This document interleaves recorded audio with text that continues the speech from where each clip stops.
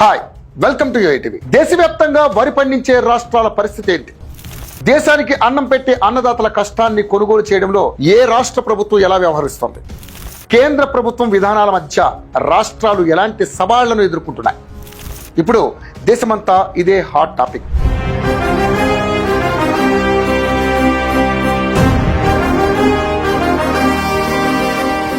ముఖ్యంగా భారతదేశంలో పంజాబ్, ఆంధ్రప్రదేశ్, పశ్చిమ బెంగాల్ వంటి రాష్ట్రాల్లో ధాన్యం సేకరణ ఒక పెద్ద సవాలుగా మారింది. ఎక్కడ చూసినా మిల్లుల కొరత, రవాణా ఇబ్బందులు, గిట్టుబాటు ధర దక్కక రైతులు రోడ్డెక్కుతున్న పరిస్థితులు కనిపిస్తున్నాయి. పక్కనే ఉన్న ఆంధ్రప్రదేశ్ తో పోల్చినా చాలా రాష్ట్రాల్లో కొనుగోళ్లు నత్తనడకన సాగుతున్నాయి.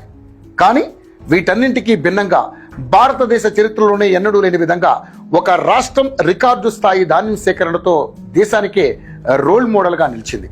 అదే మన తెలంగాణ రాష్ట్రం.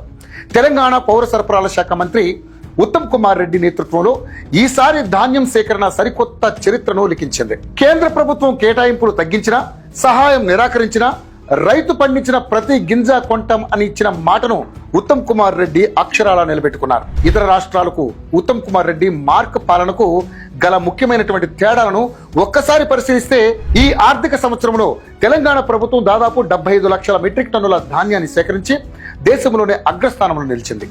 ధాన్యం సేకరణ కోసం ఒకే ఏడాదిలో ఏకంగా 39,000 కోట్ల రూపాయలు ఖర్చు చేస్తూ తెలంగాణను నెంబర్ 1 స్థానంలో నిలిపారు ఉత్తమ్ కుమార్ రెడ్డి.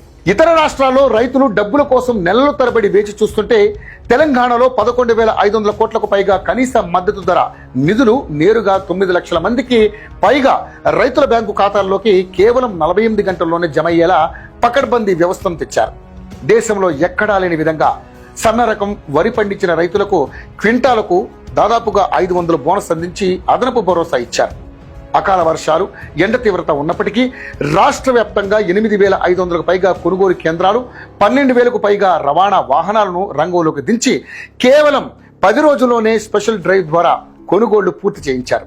తడిచిన ధాన్యాన్ని సైతం మద్దతు ధరకే కొనుగోలు చేసి రైతులకు అండగా నిలిచారు. అవును, కేవలం ధాన్యం కొనడమే కాదు, భవిష్యత్తులో తెలంగాణను గ్లోబల్ రైస్ హబ్ గా మార్చేందుకు రైస్ మిల్లర్ల ఆధునీకరణ మరియు రైస్ టెక్నాలజీ వైపు ఉత్తమ్ కుమార్ రెడ్డి అడుగులు వేస్తున్నారు. కేంద్రం సహాయ నిరాకరణ చేసినా సరే రైతు సంక్షేమమే ధ్యేయంగా సాగుతున్న ఈ ప్రణాళిక నిజంగా దేశంలోని ఇతర రాష్ట్రాలకు ఒక గొప్ప పాఠమని చెప్పక తప్పదు.